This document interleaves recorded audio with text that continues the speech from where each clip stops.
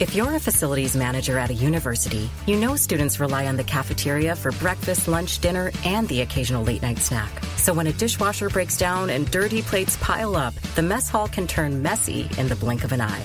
Enter Grainger. With over 1 million industrial-grade products and fast delivery, the product you need now is never far away.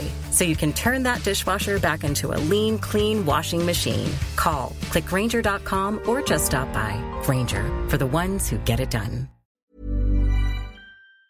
Bonjour, ici Patrick Pierrat, éditeur d'Info Bref. Voici l'essentiel des nouvelles en ce lundi 13 janvier.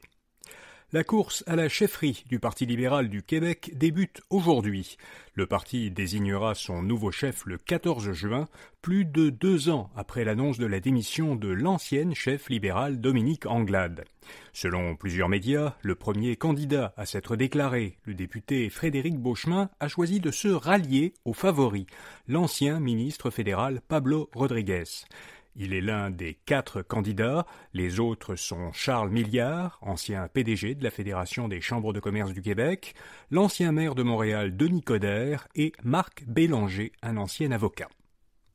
Du côté d'Ottawa, dans la course à la chefferie de l'autre parti libéral, le Parti libéral du Canada, plusieurs ministres ont renoncé à se lancer. Mélanie Joly, Anita Anand et Stephen McKinnon ont annoncé qu'ils ne seraient pas candidats pour remplacer Justin Trudeau. Anita Anand, ministre fédérale des Transports et du Commerce intérieur, a de plus indiqué qu'elle ne serait plus candidate aux prochaines élections fédérales. Les libéraux fédéraux ont jusqu'au 23 janvier pour déposer leur candidature à la chefferie. Le nom du prochain chef du PLC sera connu le 9 mars. Le gouvernement fédéral suspend ses incitatifs financiers pour l'achat de véhicules zéro émission. Le programme fédéral sera mis sur pause le 31 mars, ou même plus tôt si tous les fonds disponibles sont utilisés avant. Aucune date de reprise n'est annoncée. Ottawa a versé depuis 2019 jusqu'à 5 000 $ aux acheteurs d'un véhicule électrique neuf. Près de 550 000 véhicules ont été achetés dans le cadre du programme. La part des véhicules zéro émission parmi les véhicules vendus chaque année au pays est passée de 3% en 2019 à presque 12% en 2023. Le programme qui est destiné aux entreprises, lui, se poursuivra jusqu'au 31 mars 2026.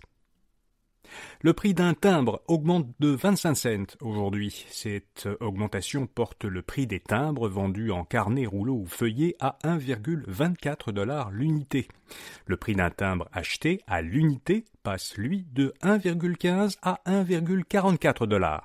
Post Canada soutient que cette hausse est nécessaire pour aligner le prix des timbres sur le coût croissant de la prestation du service de livraison du courrier à toute la population. La société d'État estime que la hausse permettra de générer environ 80 millions de $ de revenus bruts annuels supplémentaires. À Los Angeles, des pompiers canadiens ont été envoyés en renfort contre les incendies. 60 pompiers d'Alberta et de Colombie-Britannique arriveront en Californie aujourd'hui pour aider à combattre les feux qui détruisent la ville depuis presque une semaine. Au moins 16 personnes ont été tuées et 16 autres sont portées disparues. Le Québec a déjà envoyé 2 avions-citernes et leurs équipages, mais l'un des 2 avions ne peut plus voler parce qu'il a été heurté par un drone. Le gouvernement Legault a annoncé l'envoi de 2 autres avions-citernes. Les vents chauds et secs attendus à Los Angeles jusqu'à mercredi maintiendront la menace d'incendie à un niveau très élevé. Le taux de chômage a légèrement baissé le mois dernier au Canada de 0,1 point de pourcentage pour s'établir à 6,7%. Le chômage suit malgré tout une tendance haussière sur les 2 dernières années. Le taux avait atteint en novembre son niveau le plus élevé depuis janvier 2017, si on fait exception de la période de la pandémie. Au Québec, en décembre, le taux a baissé de 0,3 points de pourcentage, il était de 5,6%. Québec investit de nouveau dans le projet d'aluminium vert Hélicis. Le gouvernement du Québec engage 14 millions de $ en investissement supplémentaire dans ce projet mené en partenariat avec Rio Tinto et Alcoa. Cette technologie, en développement au Saguenay, permettrait de produire de l'aluminium en émettant très peu de carbone. Depuis 2018, le gouvernement avait déjà injecté 80 millions de $ dans le projet. En plus de ces montants, le gouvernement a investi en juin dernier 140 millions dans une usine de Jonquière qui doit faire la démonstration de la technologie Hélicis. Meta renonce à ses programmes de diversité, égalité et inclusion.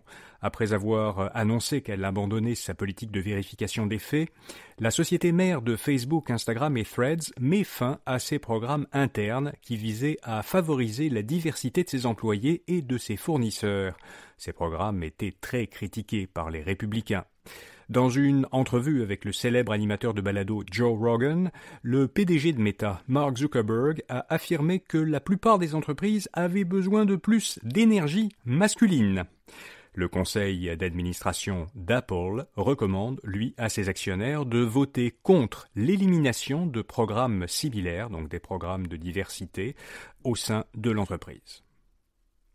Et puis, la société chinoise Roborock a présenté au Consumer Electronics Show de Las Vegas un robot aspirateur équipé d'un bras mécanisé qui peut reconnaître et déplacer plus de 100 objets.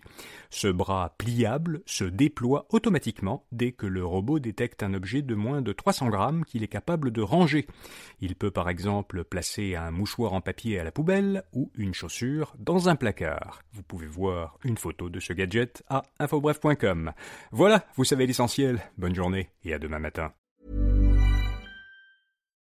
If you're a maintenance supervisor for a commercial property, you've had to deal with everything from leaky faucets to flickering light bulbs. But nothing's worse than that ancient boiler that's lived in the building since the day it was built, 50 years ago. It's enough to make anyone lose their cool. That's where Grainger comes in. With industrial-grade products and dependable fast delivery, Grainger can help with any challenge. From worn-out components to everyday necessities. Call, click Grainger.com, or just stop by. Grainger, for the ones who get it done.